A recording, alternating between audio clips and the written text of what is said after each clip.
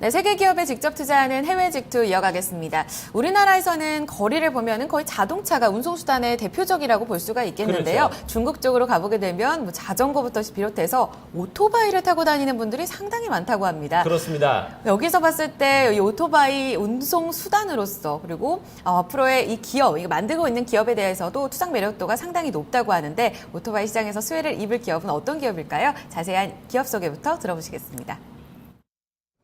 네, 중국의 자동차 시장이 엄청나게 성장하고 있는 것은 다들 알고 계실 텐데요. 하지만 아직 우리나라에서 이 중국산 자동차 찾아보기 쉽지가 않습니다.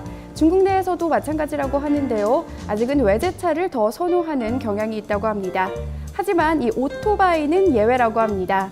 중국 내 오토바이 시장은 세계 최대 규모에 달하는데요. 바로 이 시장에서만큼은 중국 업체들이 독점하는 모습을 보여주고 있다고 합니다. 따라서 오늘 소개해드릴 기업은 바로 이런 중국에서 오토바이를 만드는 회사 융흠통용인데요. 이 회사는 중국 내 최대 소형 엔진 및 오토바이를 만드는 회사입니다. 중국에서는 이 오토바이가 택시를 대신해서 쓰일 정도로 운송수단과 또 교통수단으로 큰 역할을 하고 있는데요. 따라서 이 부분에 대한 기대감이 매우 큰 기업이기도 합니다. 또한 이뿐 아니라 이 기업은 전기차 시장에도 진출을 해 있는데요. 최근 중국 정부가 이 대체 에너지를 적극 지지하고 있는 만큼 전기차 시장 성장에 대한 기대감도 함께 커지고 있습니다. 오토바이의 민족이라고 불리는 중국에서 계속해서 성장하는 기업 융흠통용, 좀 더 자세히 살펴보시죠. 네, 중국을 비롯해서 뭐 동남아 쪽은 지금 이 오토바이에 대한 선호도가 좀 상당히 높고 이 교통수단으로 상당히 많이 이용이 되고 있습니다. 자, 그런 틈을 타서 이제 좀 성장을 했던 기업이고 그리고 최근에는 전기차 쪽으로 좀 상당히 또 이 강자로 두각이 되고 있는 융흠통용입니다. 이름이 상당히 좀 어려워요. 예, 오늘 얘기를 좀 자세히 나눠보도록 하죠. 한국투자증권 강승혜 주인과 함께 나누겠습니다. 안녕하세요. 네, 안녕하세요. 네, 자, 기업 융흠통용이라는 기업입니다. 어떤 기업인지 먼저 얘기를 좀 들어보도록 하죠. 네, 오늘은 중국 최대 소형 엔진 및 오토바이 제조업체이며 저속 전기차 시장의 강자인 융흠통용에 대해 소개해드리도록 하겠습니다. 네. 현재 상해 A시장에서 코드번호 603766으로 거래되고 있으며 어제 종가는 36.08위안이었습니다. 네. 일평균 거래량은 1,460만 주 이상으로 52주 최고가는 36.95위안, 그리고 최저가는 8.31위안이었습니다. PR은 47.47로 다소 조금은 좀 높은 편이고요. 올해 배당은 주당 0.228위안이었는데 지난달 7일에 이미 지급된 바 있습니다. 네, 지금 오토바이 시장, 그러니까 중국에서 이 시장이 상당히 큰 편이라고 제가 들었습니다. 네. 말씀하셨다시피 동남아 쪽에서는 굉장히 큰 운송수단으로서 또 각광을 받기도 하는데요. 이 기업은 어떻게 좀 성장을 해왔는지, 그리고 아까 보니까 소형 엔진부터 해서 부품도 제조를 한다고 들었거든요. 어떻게 매출 현황이 나눠져 있는지도 같이 짚어주실까요? 네, 융흠통용은 오토바이, 소형 엔진, 그리고 휴대용 발전기, 농업용 기계를 주력으로 제조하는 중국 최대의 소형 엔진 및 오토바이 제조업체인데요. 네. 2010년도에 주식회사로 전환했으며 2012년 8월에 상해 A시장에서 상장했습니다. 최대 주주는 융흠홀딩스라는 민간 기업으로 약 51%의 지분을 보유하고 있고요.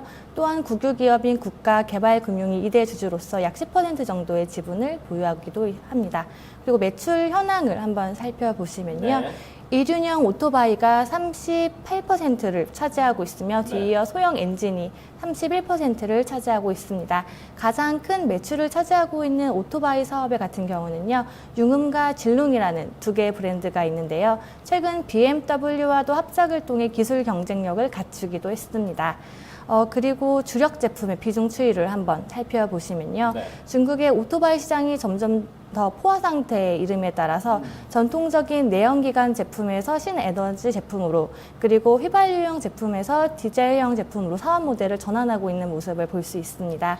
오토바이 비중 같은 경우에는 2009년도에는 67%를 차지했으나 2013년도 말에는 37%로 축소되었는데요. 이렇게 사업 구조 전환이 안정적으로 이루어지고 있음을 볼 수 있습니다. 네, 그래요.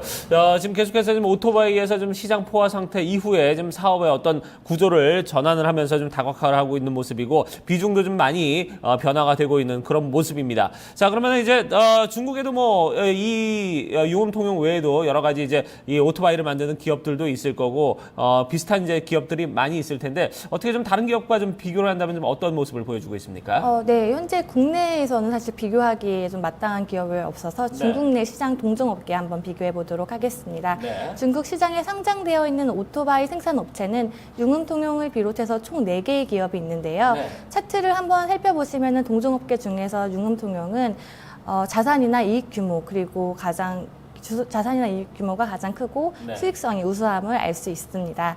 2014년도 상반기에는 동종 경쟁 업체인 중국 가른가, 이메모터가 순손실을 기록하여서 비교가 다소 좀 어려운 면이 있지만 네. ROE 면을 보시면 융음통용이 16%로 훨씬 더 높음을 알 수 있습니다. 또한 PBR이 1.89배로 중국 가른과 이메모터의 중간 정도 수준이라 PBR 면에서도 좀 밸류에이션이 괜찮다고 볼 수 있겠습니다. 네. 그다지 고평가되어 있지도 않다라는 얘기를 해주셨는데 그렇다면 주가는 장단기적으로 어떤 흐름을 보였는지 구체적으로 주가 수익률도 파악해 주시죠. 네, 융음통용은 사실 상장한 지는 오래되지 않아서 2012년도 8월에 상장했는데요. 네. 상장 직후에 주가가 급락하는 양상을 보였습니다.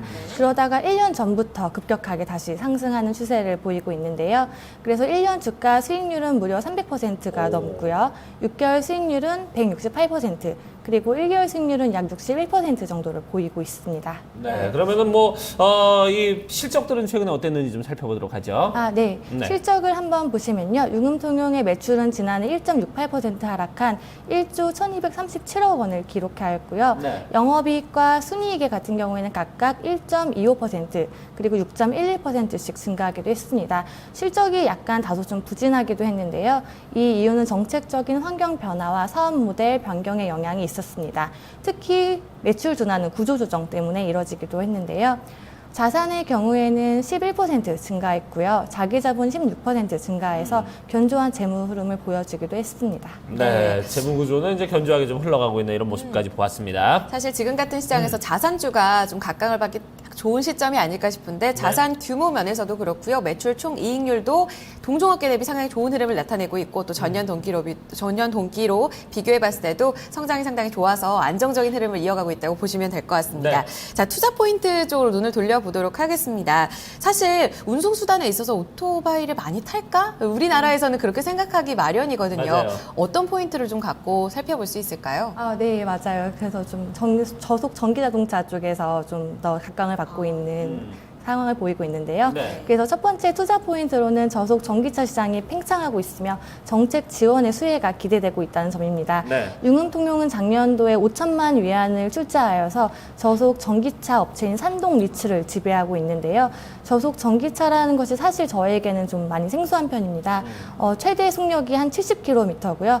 한 번 충전으로 약 50에서 100km까지를 운행할 수 있는 소형 전기 자동차를 뜻합니다. 네. 가격이 약 300에서 700만 원 수준으로 좀 저렴하고요. 일상생활에서 단거리 운행이 가능하며 조작이 편리해서 농촌 지역을 중심으로 보급되고 있는 상황입니다.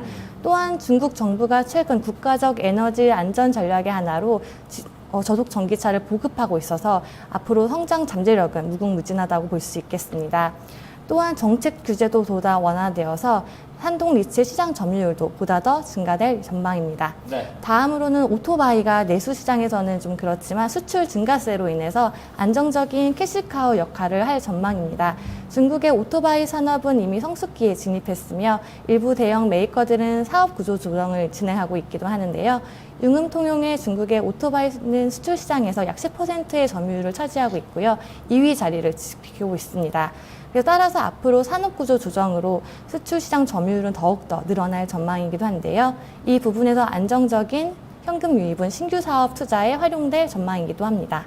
그리고 마지막으로 살펴보면요. 소형기계 제품과 농기계 부분의 꾸준한 성장이 예상되기도 하고 있습니다.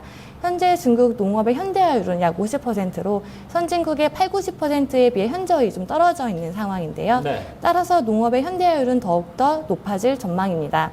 또한 정부의 정책 지원도 계속되고 있습니다. 2014년도에는 정부의 농기계 보조금이 230억 원에 달했고요. 네. 그리고 올해 같은 경우에는 농기계 시장 규모가 약 5천억 위안까지 증가할 전망이기도 합니다. 이러한 상황에서 융음통용의 농업용 기계 부분의 매출 성장도 기대해 볼 수 있겠습니다. 네, 그래요. 우리나라 같은 경우는 이제 저속 전기차 그 뭐 한강 주변에 이제 시설물 관리나 이런 데 좀 많이 좀 활용이 되고 있는데 중국에서는 이제 농촌에서 이 농업용으로 좀 많이 좀 활용이 되고 있는 그런 모습이고 최근에 보급이 많이 되고 있네요. 자, 그러면 이제 외국 기업들, 외국 애널리스트들은 이 융음통에 대해서 좀 어떤 의견들을 내고 있는지 좀 살펴보도록 하죠. 네, 사실 외국계 투자 의견이 그렇게 많지는 않은데요. 총 투자 의견이 5개가 있는데 모두 다 매수 의견을 보이고 있습니다. 특히 최근 6월 2일 중국의 에버브라이트 증권에서는 목표가를 45위안으로 설정하기도 했습니다. 네. 장기적으로 봤을 때 전략을 좀 세워보도록 할게요. 앞서서 보니까 1년 전부터 해서 지금까지 주가 상률이 상당히 좋았다는 점 체크를 해주셨었는데 앞으로 어떤 투자 포인트를 봤을 때 주가 리레이팅도 상당히 좀 기대해 볼 수 있을까요? 네. 차트를 보시면은 지속적인 상해 증시 랠리와 정책 수혜로 연일 계속해서 신고가를 갱신하기도 했는데요. 네. 바로 어제 52주 최고가인 36.08위안의 종가를 기록하기도 했습니다. 네. 앞서 말씀드린 투자 포인트와 업종 대표주라는 점을 고려했을 때는 아직은 추가 상승 여력이 있으니 최근 외국계 투자 의견인 목표가 45위안 정도를 두시고 한번 투자에 관심을 가져보셔도 좋을 것 같습니다. 네. 저속 전기차 시장의 확대 그리고 안정적인 오토바이의 수출 증가세 이런 부분에서는 실적에 대한 기대감이 상당히 높은 기업입니다. 네. 여기에 더불어서 정책적 지원도 튼튼하게 뒷받침이 되어 있다고 하니까요. 앞으로 주가의 추가적인 상승도 기대해 보셨으면 좋겠습니다. 융흠통용 굉장히 어려운 이름이었었는데요. 맞아요. 이 생소한 기업에 대해서 투자 매력도 자세하게 살펴봤습니다. 말씀 여기까지 듣도록 할게요. 한국투자증권 강승혜 주임과 함께했습니다. 감사합니다. 네, 감사합니다. 고맙습니다. 네, 자 이렇게 해서 토마토 모닝쇼 2부 순서 여기서 모두 마무리 짓도록 하고요. 저희 잠시 후 3부에서 다시 뵙도록 하겠습니다.